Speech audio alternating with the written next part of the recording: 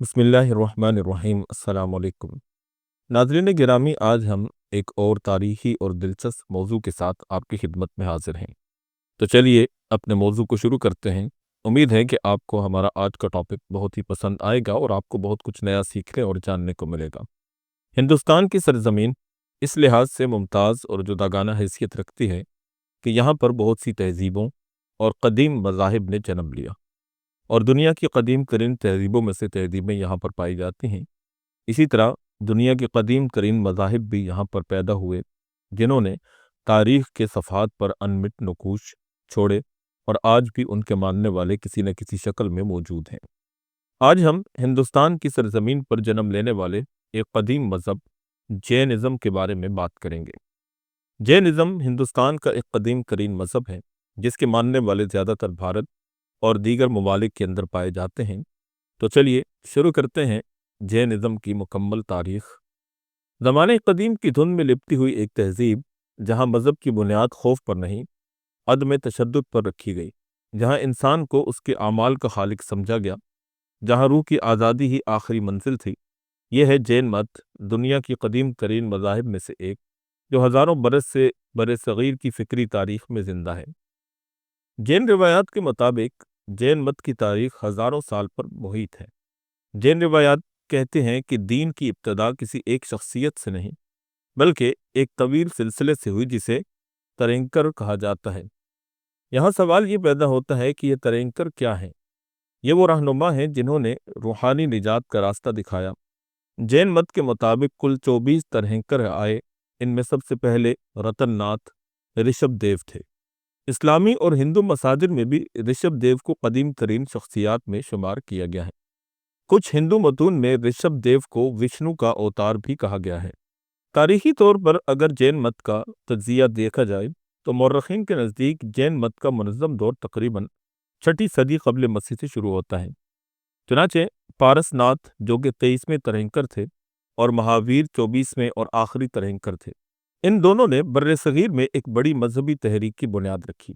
جین مت کے اندر جس شخصیت کو سب سے زیادہ بنیادی کردار حاصل ہے، وہ ہے مہاویر۔ مہاویر ایک شہزادہ تھا جس کے پاس دولت تھی، عزت تھی، مستقبل تھا، لیکن اسے روحانی سچائی کی تلاش تھی۔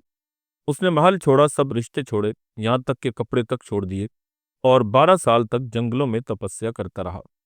مہاویر کی تفصیلی تاریخ کی بات کی جائے تو اس کی پیدائش 599 قبل مسیح کی بتائی جاتی ہے، اور موجودہ بھارتی ریاست بہار اس کی جائے پیدائش بتائی جاتی ہے۔ 30 برس کی عمر میں دنیا چھوڑ کر تپسیا اختیار کر لی۔ 12 سال بعد کیول گیان یعنی مکمل علم کا حصول حاصل کر لیا، اور تعلیمات کی تبلیغ 30 سال تک کی، اور وفات اس کی 527 قبل مسیح میں واقع ہوئی۔ مہاویر نے جین مت کو منظم شکل دی، اصول مرتب کیے، اور سادھو سنیاسی نظام کو مضبوط کیا۔ جین مت کے اگر بنیادی عقائد کی بات کی جائے تو ان کا سب سے پہلا عقیدہ اہنسا یعنی عدم تشدد کا نظریہ ہے۔ اسلام اور ہندو مت میں بھی عدم تشدد کا تصور موجود ہے، لیکن جین مت میں یہ اپنی انتہا تک پہنچا ہوا ہے۔ مثال کے طور پر جین سنیاسی چلتے ہوئے زمین پر جھاڑو پھیرتے ہیں تاکہ کوئی چونٹی بھی نہ مر جائے، جڑ والی سبزی نہیں کھاتے کہ اس کے کھینچنے سے زمین کے اندر موجود کئی جاندار مر جاتے ہیں۔ اسی طرح جانوروں، کیڑوں، پودوں، سب کی جان برابر مقدس سمجھتے ہیں۔ اس کے علاوہ ان کا دوسرا عقیدہ کرما یعنی کرم کا فلسفہ ہے۔ جین مت کے مطابق کرم کوئی ماورائی چیز نہیں، بلکہ ایک باریک مادہ ہے جو روح سے چپک جاتا ہے۔ اچھے یا برے اعمال کا اثر روح پر مادی بوجھ بن جاتا ہے، اور نجات اس بوجھ سے مکمل آزادی کا نام ہے۔ اس کے علاوہ آتما اور پاتشالہ یعنی روح کا تصور۔ جین مت کے مطابق ہر جاندار میں آتما یعنی روح ہوتی ہے، اور روح ازلی ہے اور لافانی ہے۔ روح اپنے اعمال کے مطابق جنم بدلتی رہتی ہے، یعنی جیسے اس نے دنیا کے اندر پہلی زندگی کے اندر اعمال کیے ہوں گے، اگلا جنم اسی کے اعتبار سے اس کو ملے گا۔ اس کے علاوہ ان کے اندر نروان اور موکشا کا عقیدہ بھی پایا جاتا ہے۔ جین مت کا آخری مقصد یہ ہے کہ روح کا جسمانی قید سے آزاد ہو جانا۔ جب روح پر چپکے تمام کرم کے ذرات ختم ہو جائیں تو روح نورانی، آزاد اور کامل ہو جاتی ہے۔ اسے کہتے ہیں کیول گیان، موکشا، سدھ شیل یعنی نجات یافتہ روح کا مقام۔ اگر ہم جین شاستروں یعنی مقدس کتابوں کی بات کریں تو جینوں کے ہاں مقدس کتابیں اگم کہلاتی ہیں۔ 2 بڑے مکاتب فکر ہیں، ڈگمبر سیاسی لباس نہیں پہنتے، عورتوں کے لیے نجات ممکن نہیں، وہ مرد ہو کر ہی مکتی پا سکتی ہیں، اور اصل آگم محفوظ نہیں رہے۔ شویتامبر یہ دوسرے نمبر کا گروہ ہیں، یہ سفید لباس پہنتے ہیں، عورتوں کے لیے بھی نجات ممکن ہے، اور آگم ادبی شکل میں محفوظ ہے۔ یہ دو مختلف مکاتب فکر ہیں جو کہ جین مت کے اندر پائے جاتے ہیں۔ جین مت کی اخلاقیات کو اگر دیکھا جائے تو ان کے 5 بنیادی اصول ہیں۔ چنانچہ پہلا اہنسا یعنی عدم تشدد، دوسرا ستیہ یعنی سچ بولنا، تیسرا استیا یعنی چوری نہ کرنا، چوتھا برہمچاریہ یعنی عفت اور پاک دامنی کو حاصل کرنا، اور پانچواں اپرگریا یعنی دنیاوی اشیاء سے بے رغبتی اختیار کرنا۔ یہ عہد عام لوگ بھی کر لیتے تھے اور سنیاسی تو انتہائی سختی سے اس پر عمل کرتے تھے۔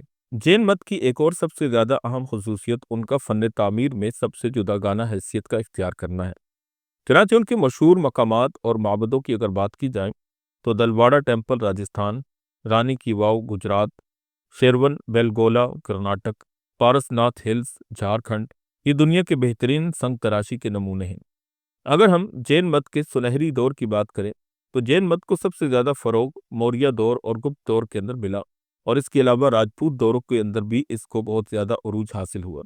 موریہ سلطنت میں چندر گپت موریہ نے حکمرانی چھوڑ کر جین سنیاسی بننے کی روایت بھی اختیار کی۔ اگر ہم اسلام اور جین مت کے اندر تقابل کو دیکھیں تو دنیاوی لالچ سے دور رہنے کی تعلیم دونوں میں ملتی ہے۔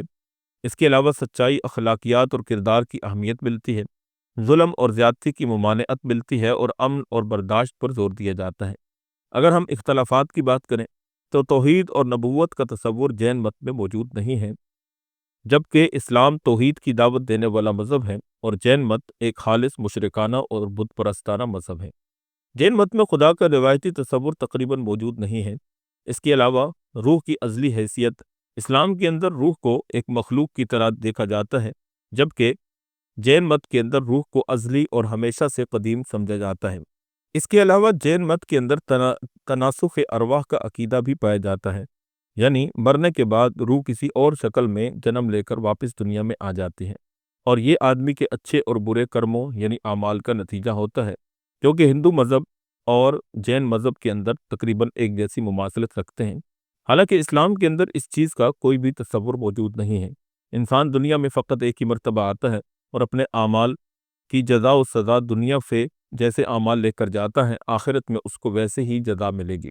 اگر مومن، نیکوکار، توحید پرست اور اللہ کی عبادت کرنے والا ہوگا تو اس کے لیے جنت کے باغات ہیں اور اللہ رب العالمین کی مہربانیاں ہیں، جبکہ مشرک، کافر اور گناہگار کے لیے جہنم اور اس کے مختلف عذابات ہیں۔ بہرحال یہ ایک تقابل تھا جو اسلام اور ان کے اندر موجود ہیں۔ آج اگر جین مت کی دنیا کے اندر موجودگی کی بات کی جائے تو جدید دنیا کے اندر دنیا بھر میں جین آبادی تقریباً 45 سے 50 لاکھ سے زیادہ ہے، اور زیادہ تر لوگ بھارت، امریکہ، برطانیہ، کینیڈا اور کینیا میں رہتے ہیں۔ جین تاجر، صنعتکار اور تعلیمی لوگ شمار ہوتے ہیں۔ دنیا میں سب سے زیادہ ویجیٹیرین آبادی جین مت کے پیروکاروں کی ہے۔ ہزاروں سال پہلے شروع ہونے والا یہ مذہب آج بھی دنیا کو ایک پیغام دیتا ہے کہ زندگی کسی ایک انسان کی نہیں، ہر جاندار کی ہے۔ زندگی مقدس ہے اور اس کی حفاظت ہی سب سے بڑا دھرم ہے۔ جین مت کے متعلق آپ لوگوں نے ہماری یہ ویڈیو سماعت فرمائی۔ امید ہے کہ جین مت کے متعلق معلومات کو جان کر آپ کو بہت کچھ نیا سیکھنے اور جاننے کو ملا ہوگا۔ اگر آپ کو ہماری ویڈیو پسند آتی ہیں اور آپ کو کچھ نیا سیکھنے کو ملتا ہے تو ہمیں مزید سپورٹ کیجیے، ہمارے چینل کو سبسکرائب کر لیجئے اور گھنٹی کے آئیکن کو پریس کر لیجئے تاکہ ہماری نئی آنے والی ویڈیوز کے نوٹیفیکیشنز آپ تک بر وقت پہنچتے رہیں۔ پھر ملیں گے آپ کے ساتھ ایک نئی ویڈیو کے ساتھ، ایک نئے ٹاپک کے ساتھ۔ تب تک اپنا بہت سا خیال رکھیے گا۔ اللہ نگہبان۔